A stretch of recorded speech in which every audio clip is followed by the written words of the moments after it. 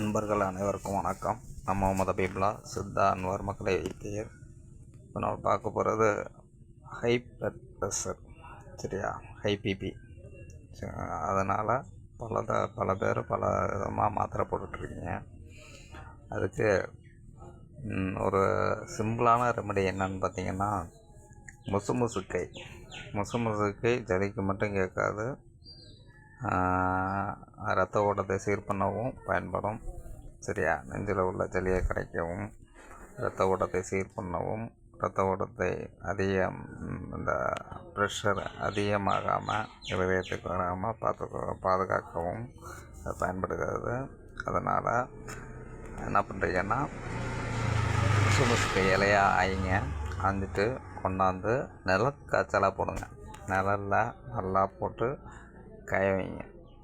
நிழலில் நல்லா போட்டு காய வச்சு அதை தூளாக்கி அந்த வசரக்காயம்னா ஒரு சட்டியில் கட்டிக்கிட்டு அதில் அந்த தூளை போட்டு சலிச்சிங்கன்னா நுண்ணிய தூள் கொட்டும்.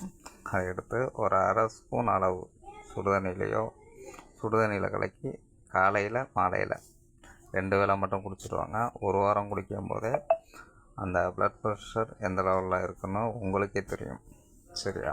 ப்ளட் ப்ரெஷர் குறைய ஆரம்பிக்கும். அதனால் அதை குடிங்க. ஏன்னா இதிலெல்லாம் சித்தாவிலலாம் சைடு எஃபெக்ட்டு கிடையாது, எந்த தொந்தரவும் கிடையாது. முசுமுசுகளை நம்ம சாப்பிட்ற உணவு தான். அதனால் தைரியமாக செய்யுங்க, சரியா. தைரியமாக செய்யுங்க, ஒன்றும் பண்ணாது, சரியா. ஏன்னா முசுமுசுக்கையிலையே தோசை மாவில் ஊற்றி சாப்பிட சொல்கிறோம்.